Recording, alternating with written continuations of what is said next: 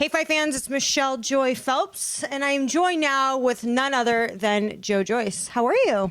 Yeah, very good. Nice to see you again. Yeah, nice to see you as well. Last time we spoke, very different circumstances. We were still sort of waiting to hear what was going to happen between you and Oleksander Usyk. Obviously, a lot has changed since with Deontay Wilder winning his arbitration. So here we are. You are now facing Carlos Takam this Saturday, July 24th. Tell me about what's going through your mind right now. How are you feeling? How's camp? Camp and everything's gone well, and I'm just checked into the hotel, so I'm just kind of trying to get settled. But I can still hear Sam in the background. Oh my God, Sam, shut up! He's giggling. He can't help himself. Can you shut the doors? We're trying to conduct an interview. Can you shut the door? Yes, Sam. Please? Can you just shut the door? Seriously, I'm dead serious. I whispered, for fuck's sake. Oh my, well, you're a loud whisperer. I'm a crazy woman. Oh my God. Thank you. Sorry about that. Used to it by now. Yeah, constant. With him and etc. Letting him have the sofa bed. He was just telling me a little backstory about back in the day when you guys shared rooms. It must have been hell. Nah, it's good fun. It's never a dull moment.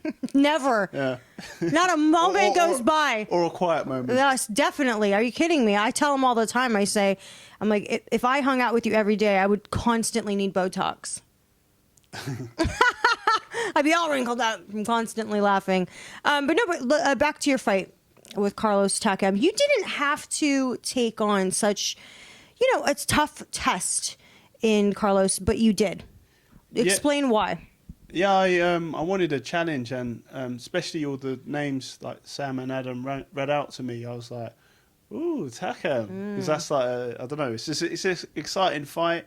He's like, fought all these great names, and he's like looked really good doing it. And it's kind of, I think our styles are kind of gel and make a fantastic fight. Well, there's been some talk back and forth between you and Carlos. You even sparred with his friend, Francis Ngannou. Yeah. And he said that he didn't, and I don't want to quote him, he said that you weren't dangerous. What did you make of him saying that? Well, I mean, he's going to have to find out the hard way that I am dangerous, in fact. But I guess because when I sparred him, maybe he thought I was going to hit him harder. But I was sparring like two other guys that spar. So, and but maybe he didn't mean like dangerous. Like I don't go in with my head or anything. Like, but do you think that because they're friends? Headbutt. Do you think that because they're friends that he was just sort of saying that to sort of side with his friend, or maybe just to make sure he takes the fight? Because I spoke to Ngannou. He's a good guy, and he's great sparring him out there, especially for the preparation for Dubois. And he's got some phenomenal power, obviously his things are UFC, so he's a little bit more open, whereas boxing's a lot more like tighter guard. But like he started out boxing, so he's definitely one to be reckoned with. Well, Carlos is coming to hurt you, as he says. Obviously, it's the hurt business. You guys are going to be throwing some shots at each other, and you guys each are going to hope for a stoppage. So with that said, do you see yourself stopping him? You have stopped all of your opponents but one. Yeah, I think I won't be looking for it, but I know it should come. It should come sooner or later, because maybe in the later rounds. I don't know. We'll see how the fight goes, but he's definitely going to be trying to come at me early on, throwing bent arm shots to the body, like uppercuts and overhand rights. He's going to start put them together, and like the way his stature is a bit shorter, so he can get in close and really try and like make me work. So it's going to be a hard fight. So from gathering of from his previous fights, what would you say his weaknesses are? I'm going to have to reanalyze the fights before I fight him. I had a quick look, and Steve has given me a breakdown of like what I should do, but I guess he's... Yeah, actually, I don't want to give away my secrets, to be honest. Well, okay. All right, fair enough. fair enough. He did also say that he feels that he's a bigger challenge for you than Usyk would have been. What do you make of him saying that? Do you agree with it? Yeah, I mean, he's in a different way. He's a bigger challenge because he's going to be, coming at me for 12 rounds, throwing big, heavy shots, and he's a proper heavyweight, and he's always keeps himself in shape. He's a really muscular guy, so he carries like natural heavyweight power. So whereas Usyk would be a completely different fight. It'd be awkward because he's southpaw. He's got good foot movement, timing, and like ring craft, which would like make it really awkward. Then be able to like counter and time me. Whereas Takam would be like more like coming at me like a two sledgehammers. Do you feel in your gut that it's going to go the distance, or do you feel like you're going to stop him? I think I'm gonna get to him and stop him at the end. But how easy that's going to be is another matter. And right. He carries power too, so I have to be on my guard. Right.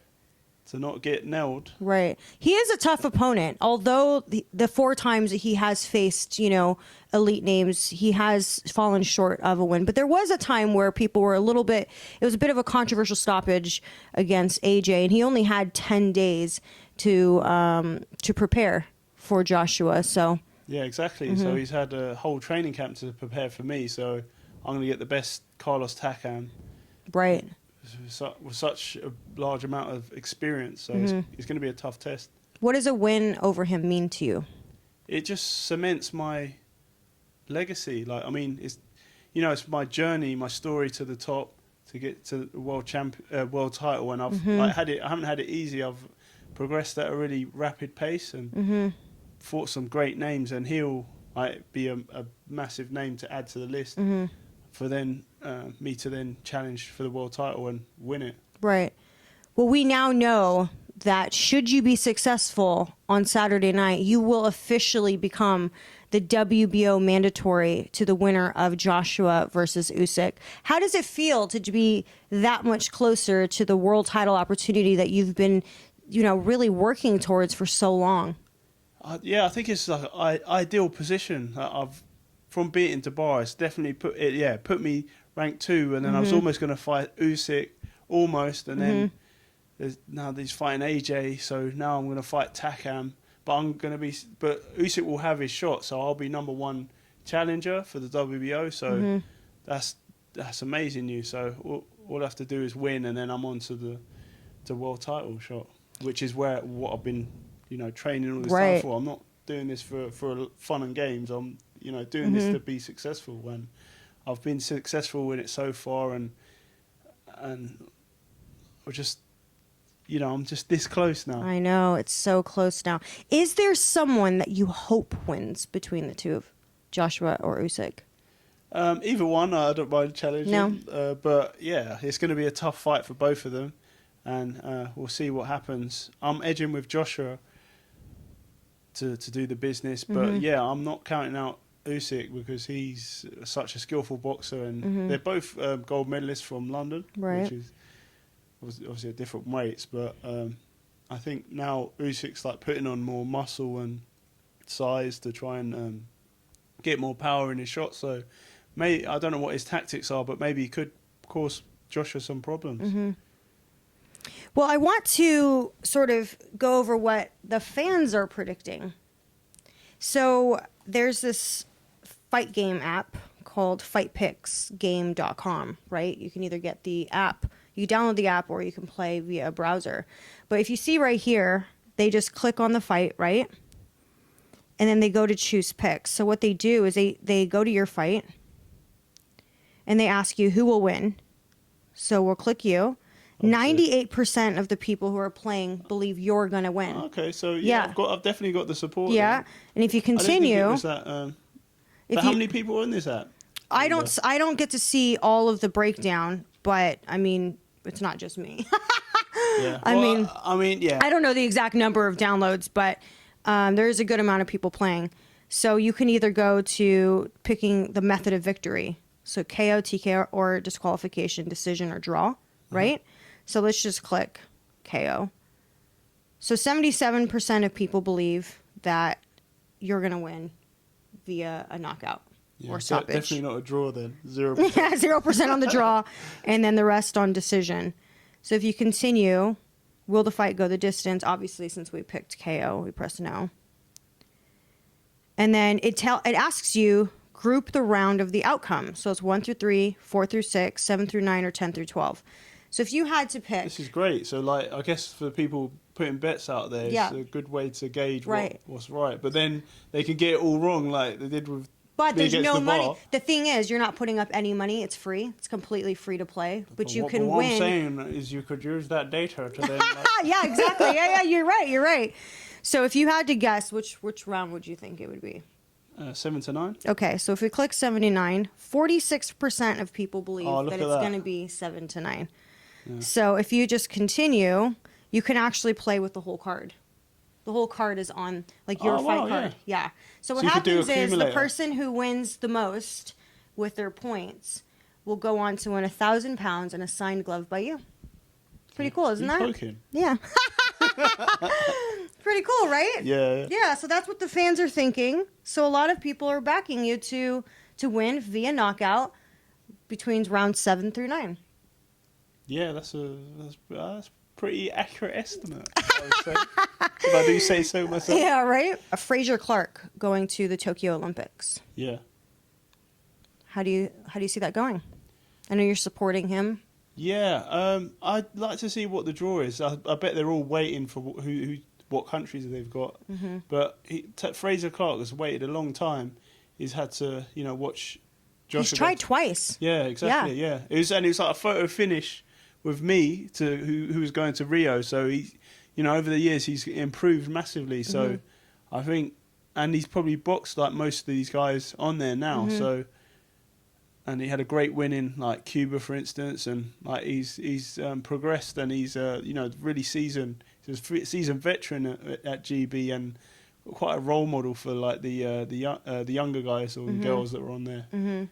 So I think he's going to do the business, and hopefully he comes away with gold, brings gold back.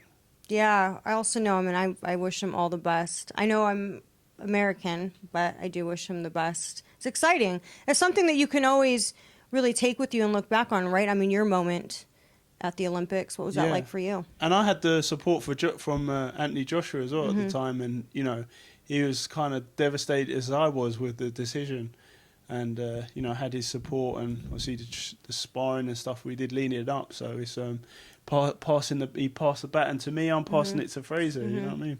If you could give yourself advice to a younger Joyce, what kind of advice would you give yourself? I'd say make sure you're enjoying what you're doing, and you have to train smart and make sure you're getting the right training and keeping on improving, and it's a journey, and you'll get to the destination. I think my journey started at the right time where I'd gone out and done all the stuff beforehand and went to uni, travelled and got that all out of my system. And then I really, once I chose my sport and I found my sport in boxing, I really could put all my effort and all the lessons I've learned into becoming successful at boxing. And that's what I've done. I've set myself short-term goals and long-term goals, and I've reached those.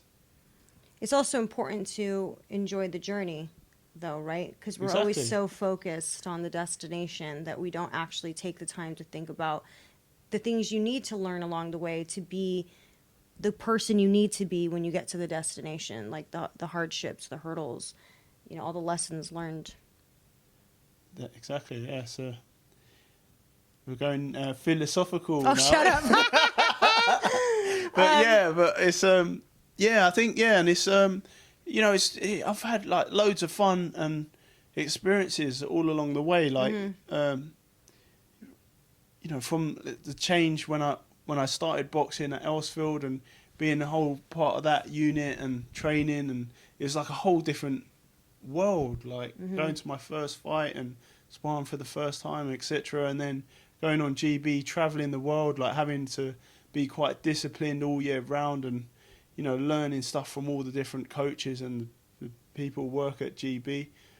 Shout out to all of them, and then obviously making the journey, starting with like David Hay and Richard Schaefer, and then meeting with Salas and started training with him, and then obviously going to the States. Did my first 2 training camps out there, then went to Abel, and then back to Booth, and then come back full circle to Salas and training with Steve again. So it's been a whole journey, but along the way that I've picked up a lot of things, and I carry that with me and all them experiences. Was there ever a time in your career where you maybe contemplated, like, because we all have that, don't we? There's always a time where it just feels like things are to get too difficult, they're not working out the way you want them to, everything sort of there's so many other detours. Was there ever a point where you considered walking away and you talked yourself out of it? No, but I considered turning pro a lot sooner than I did. Like, I thought I was thinking of turning pro after I won the ABAs, and then I was like, nah, let me go on GB, and then I was almost going to turn pro before the Commonwealth Games. I'm like, nah, let me do the Commonwealth Games, and then after I won the gold at the Commonwealth Games, then I was like, okay, the Olympics 2 years. So then I did that, and then obviously made my decisions what promoted to go after I went to the Olympics, and it's just gone from there. Obviously, the last time you were out, you had a very impressive win against Daniel Dubois. You did what a lot of, let's be honest, a lot of people, when there was polls going out, they felt as though Daniel was going to pull off the win. And you did it, and you did it in such a fashion that it sort of made people go, maybe I have been overlooking Joe Joyce. Did you feel like that was sort of your coming out party for people to really kind of recognize you as someone who can be a threat at heavyweight? Yeah, 100%. Like, I noticed that even like reading some of the comments, is that so people were saying, oh yeah, I was thinking Dubois was definitely going to win, but then like now I've changed my mind. I've got faith in you, basically. So it's it's good to like hear comments like that, and like now everyone's like on board on the journey with me. So it's down to me to beat up Takam and then go for that world title. What did you think of Daniel Dubois' last fight? His performance? Yeah, I mean, because I remember when we last spoke, you thought it might have been a little too soon for him, but he won. Yeah, I was so happy and relieved with that, with his performance. I thought Bogdan was, I don't know, he's kind of expecting to get knocked out, kind of, and his feet he didn't get his feet going, so I was like, nah, he's going to get caught here, because especially when there's a stationary target, Dubois, when he's got such power and starts putting them shots together, he just blows them out of the water. So, but yeah, credit to Dubois, because he's put himself back in the driving seat in a good position. So the world's his oyster again now. Obviously, you have your own journey. We know that should you be successful on Saturday night, the idea is to go on to obviously become the WBO mandatory for Joshua Usyk. But down the line, if you were ever in a position to do so, would you give him a rematch? Possibly, yeah. Possibly. Maybe a title defense or something like that. I don't know. We'll see how it goes. Okay. All right. Well, Joe, thank you so much. I know that you literally just checked in to your hotel. You haven't even had an opportunity to get yourself situated, and you have a big day tomorrow. My laptop's almost set up there. Because that's one of the first things I do. I'll make sure everything's in their little Do you place. Game? Yeah. Game? Yeah, and watch stuff. But this is a great room, man. Yeah, it is. I can chill out here. Yeah. This is the spot. Well, thank you so much. I know that Sam and the group, we all came basically barging at your door, so we appreciate you. We appreciate you opening the door. But you have a big week ahead of you, and we look forward to seeing what happens on Saturday night, and we'll catch up with you post-fight. Do you have any final words? Tune in to my fight and see me punch Takam to punch him down to the ground. All right. Thank you so much. I appreciate it. That was an inside joke. That's like what I said to one of my friends. But this is, okay. Yeah. Okay. All right. Well, thank you for your time. Bye, fight fans.